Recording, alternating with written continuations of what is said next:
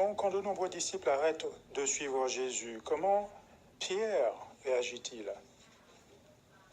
Comment Pierre réagit-il? Alors, notre frère, donc Jean-Pierre, s'il te plaît. Oui, il ne sait pas très bien quoi dire au sens littéral, mais il dit, mais tu as des paroles de vie éternelle, et à cause de ça, je te suivrai. En quelque sorte, il n'était pas nécessaire d'en rajouter, il avait la preuve de ce qu'il avait entendu. Parfait. Très bien.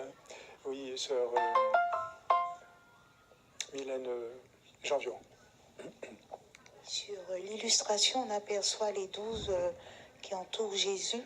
Et Pierre, il montre par ses gestes que c'est évident que Jésus est le pain et la vie, alors que Judas, lui, montre un air suspicieux. Il ne croit pas en les paroles de Jésus. Très bien. Très bien, merci de relever ces détails. Tout à fait.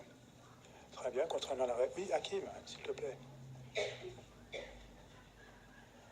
En voyant comment Pierre il répond à Jésus, on voit que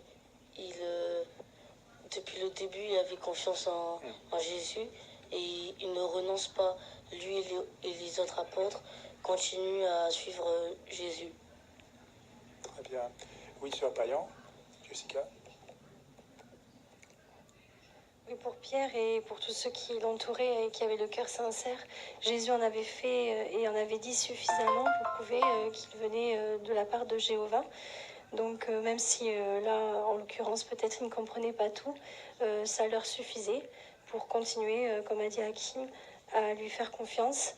Et cela peut aussi être une bonne leçon pour nous, parce que parfois il arrive qu'on ne comprenne pas un enseignement, mais nous avons tellement d'autres preuves que nous sommes dans la vérité que nous pouvons aussi prier Jéhovah en ce sens, avec patience, attendre d'y voir plus clair.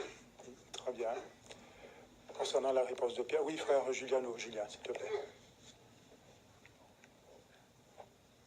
Oui, une tour de garde utilisait en fait ce passage des Écritures pour faire le lien avec l'amour qui est fidèle, et montrer en fait que Pierre a fait preuve d'un amour qui était fidèle. Or, comme ça a été dit à plusieurs reprises, Pierre a, bien sûr, a eu les preuves de plusieurs fois que Jésus était un homme de foi, était le Fils de Dieu même, et donc c'est pour ça qu'il a eu cette expression de fidélité vers qui est nous. Par contre, on peut dire que peut-être que certains juifs à ce moment-là manquaient d'amour pour Jéhovah, et du coup leur fidélité a été mise à l'épreuve quand ils n'ont pas compris, juste pour cette petite parole, par manque d'amour, donc ils ont commencé à douter et tout remettre en question. Très bien, parfait. Alors, qu'est-ce que ça nous apprend sur nos habitudes d'études, par exemple, pour faire une application de ce que nous avons vu? Qu'est-ce que ça nous montre sur les habitudes d'études qu'on devrait avoir, par exemple?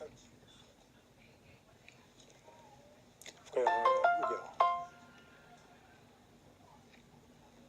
À creuser, à être prêt à chercher véritablement le sens de ce que nous disons, à nous faire aussi des applications de cela, à passer du temps sur l'analyse donc et sur l'application, et y aller tant qu'on ne comprend pas, et si on ne comprend pas, à la fin, oui, s'en remettre à Jéhovah, mais toujours aller au plus profond, sachant que les paroles de vie éternelle sont là où elles doivent être dans la parole de Dieu. C'est exact, oui. Sœur Dédié.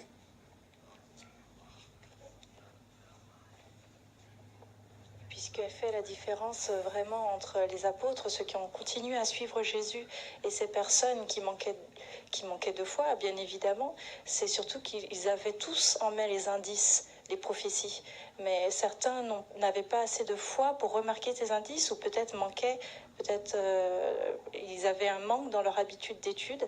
Et nous aussi, c'est une application pour nous aujourd'hui, puisque nous avons des prophéties en main. Sommes-nous convaincus que nous voyons les signes des prophéties s'accomplir et que nous sommes au dernier jour? C'est cela. Très bien. Alors, dehors de nos... Oui, sœur Balza, s'il te plaît, excuse-moi.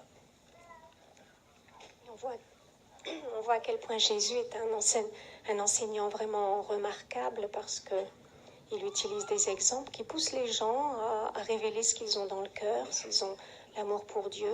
En ces circonstances, des milliers de personnes en réalité l'ont abandonné et d'autres l'ont suivi. Ces apôtres lui sont restés fidèles. Et les gens ont eu une réaction très tranchée et c'était l'objectif dans son enseignement. Très bien. Tu fais bien de soulever ce point. J'ai vu une main, c'est toi, Natalia? Non. Très bien. Monsieur Rodriguez.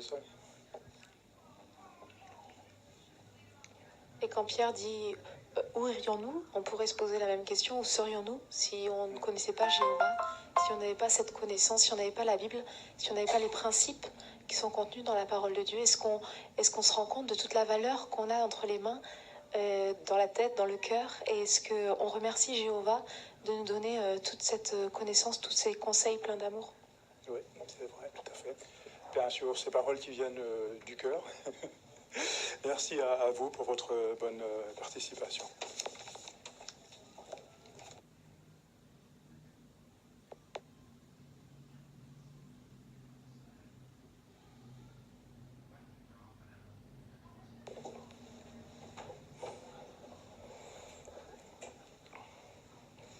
Merci aussi, frère Carda, pour cette étude que tu viens de nous présenter. Alors, si on devait retenir quelques idées de cet office, moi je me suis arrêté au cantique 139, Imagine-toi dans le monde nouveau. Et je pense que c'est l'idée clé de ce que nous avons vu aujourd'hui, s'imaginer dans le monde nouveau. Vous vous rappelez la vidéo de ce frère, dans cette reconstruction de frère qui a tout perdu? Quand on prend le temps d'y réfléchir, est-ce qu'il a réellement tout perdu? Ben non. Il a toujours cette espérance de s'imaginer dans le monde nouveau et de savoir qu'il peut y être. Et en fait, quand on est attaché à une espérance, quand on est convaincu que celle-ci va se réaliser, quelle que soit l'épreuve, quelle que soit la difficulté, on va pouvoir résister. L'idée de s'attacher à cette espérance du monde nouveau et de s'imaginer. Vous avez vu, le frère à un moment donné, il jouait même avec le frisbee, il s'imaginait y être. Et c'est cette idée qui nous sera importante pour nous de retenir. Quelle que soit l'épreuve, ce n'est qu'une épreuve.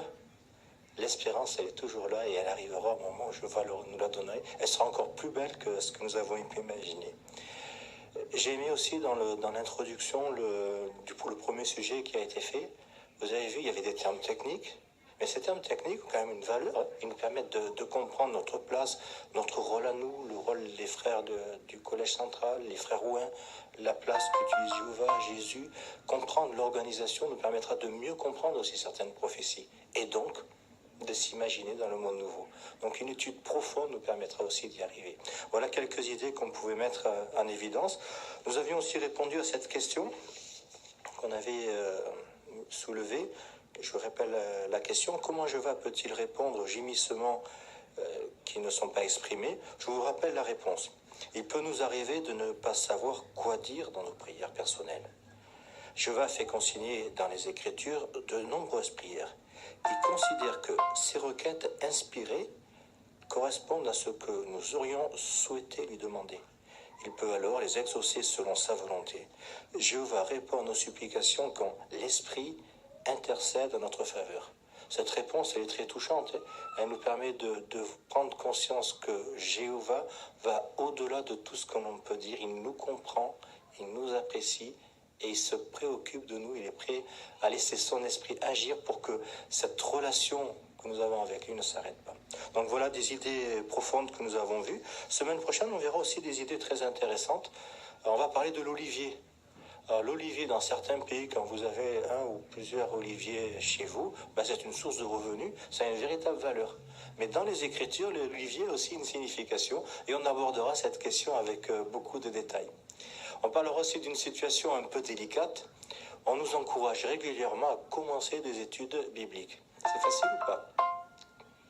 Et là, on va voir comment on fait pour arrêter une étude avec une personne lorsqu'elle est improductive. Donc ça sera un sujet délicat, mais c'est important d'y réfléchir. On essaiera de faire ressortir le principe.